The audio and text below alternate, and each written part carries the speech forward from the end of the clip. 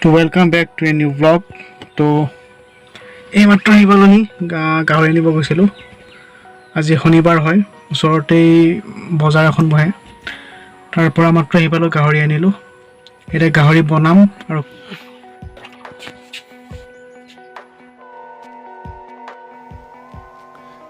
কেৰাহীখন আমি পাতি দিছোঁ।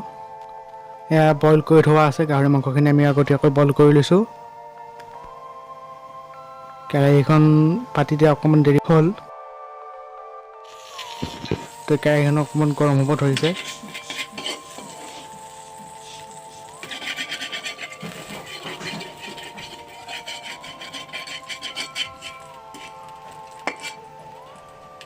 তো এতিয়া আমি ইয়াতে প্ৰয়োজন অনুসৰি তেল দি দিছোঁ।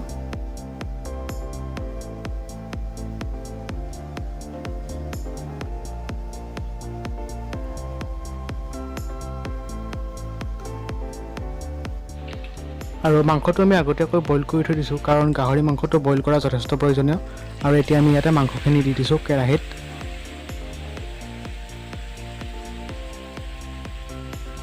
এতিয়া আমি মাংসখিনি ভালদৰে লাৰি দিম, যাতে মাংস আৰু তেলখিনি ভালদৰে মিক্স হৈ যায়।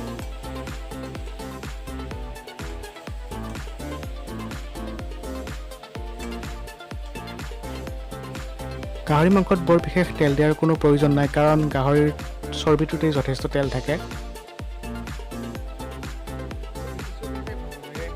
আৰু এতিয়া আগৰ পৰাই তৈয়াৰ কৰি থোৱা আলু, পিঁয়াজ আৰু জলকীয়াখিনি আমি ইয়াতে দি দিলোঁ।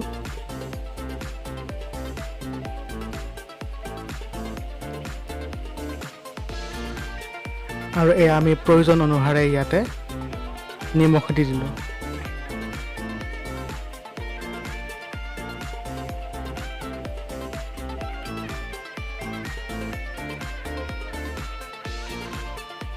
এতিয়া আমি নিমখ মাংসখিনি আমি ভালদৰে লাৰি দিম।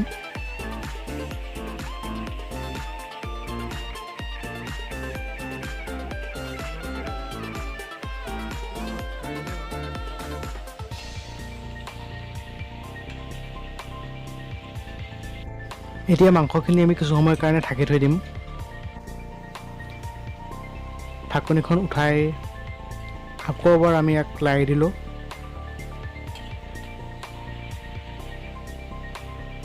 নহ'লে ই তলত লাগি যাব পাৰে, সেইকাৰণে আমি ইয়াক বাৰে বাৰে লাৰি থাকিব লগা হয়।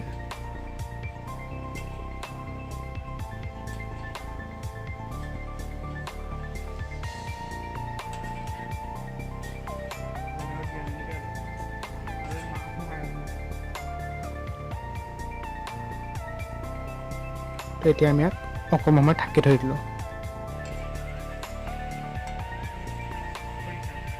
আকৌ এবাৰ আমি ইয়াক লাৰি দিছোঁ।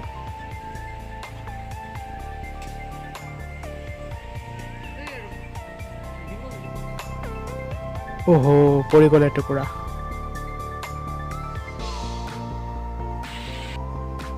বাৰু যি হ'ল সেইটোতো হ'লেই আৰু।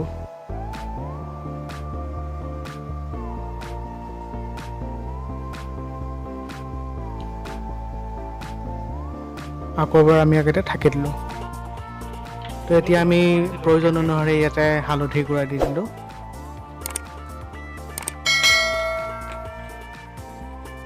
আপোনাৰ প্ৰয়োজন অনুসৰি যিমান লাগে সিমান হালধি গুড়া আপুনি দিব পাৰে। ইয়াৰ পিছত আমি ইয়াক ভালদৰে লাৰি দিলোঁ, হালধি, মাংস আৰু আলুখিনি।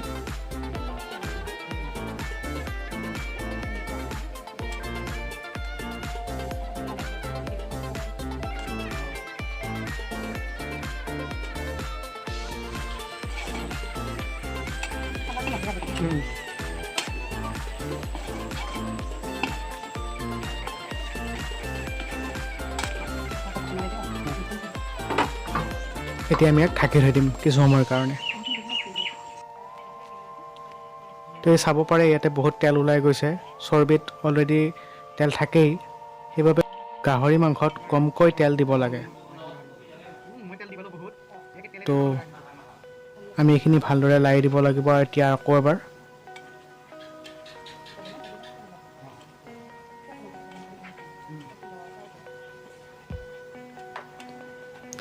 মাংসত সোৱাদ তেতিয়াহে আহে যেতিয়া ইয়াক ভালদৰে লাৰি দিব, তেতিয়াহে ইয়াত ভালদৰে সোৱাদ আহে। তো এতিয়া আমি অকণমান ঢাকি থৈ দিওঁ। এতিয়া আমি ইয়াতে আদা আৰু নহৰুৰ যিটো পেষ্ট তৈয়াৰ কৰিছিলোঁ সেই পেষ্টটো আমি ইয়াতে দি দিছোঁ।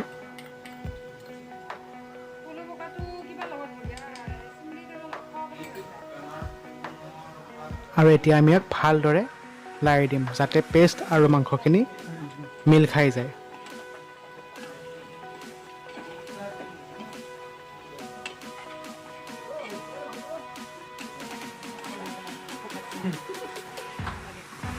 ঢাকি দিম আমি এতিয়া। অকণ পাছত আমি এতিয়া লাল মিৰ্চি দি দিছোঁ ইয়াতে কালাৰটো আহিবৰ কাৰণে। বৰ বিশেষ নহয়, অকণমান দি দিছোঁ জাষ্ট যাতে দেখিবলৈ যাতে ভাল হয়, সেইকাৰণে আমি ইয়াতে লাল মিৰ্চি দি দিছোঁ।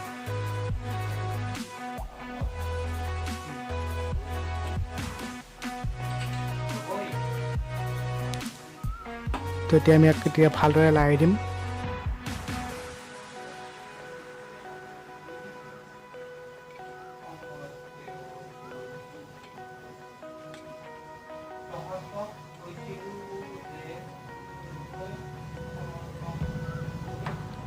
এতিয়া দেখিবলৈ পাইছে মাংসখিনি অকণ অকণ সিজিছে। এতিয়া আমি ইয়াতে পানী দি দিছোঁ যাতে মাংসখিনি তলত লাগি নাযায়, সেইকাৰণে আমি ইয়াতে পানী দি দিছোঁ।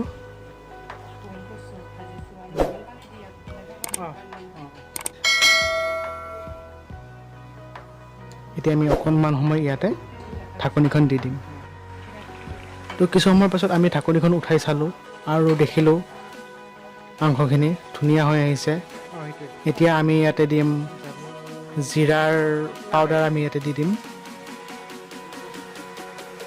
তো এয়া আমি জিৰাৰ পাউডাৰ দি দিলোঁ। প্ৰয়োজন অনুসাৰে আপুনি যিমান ভাল পায় সিমান দিব পাৰে।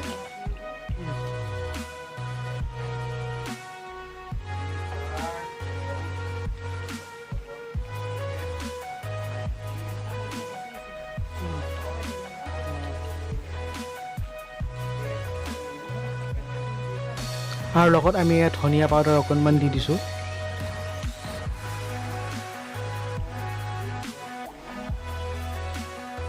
এই মাই মছলাবিলাক ইমান এনেকুৱা নহয় যে নিদিলে নহয়, তেনেকুৱা নহয়। যদি ইচ্ছা কৰে দিব পাৰে, নিদিলেও কোনো কথা নাই। তো এতিয়া আমি ইয়াক ভালদৰে লাৰি দিম।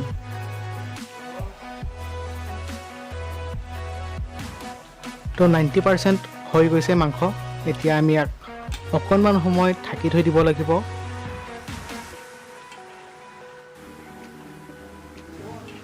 তো দেখিবলৈ পাইছে ইমান ধুনীয়া দেখা হৈছে মাংসখিনি।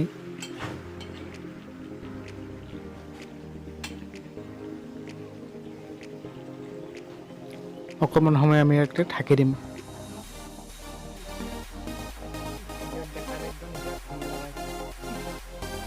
তো চাব পাৰে মাংসখিনি দেখিবলৈ ইমান ধুনীয়া হৈছে।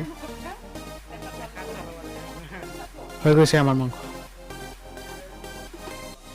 আৰু ইয়াক এতিয়া আপুনি খাব পাৰে।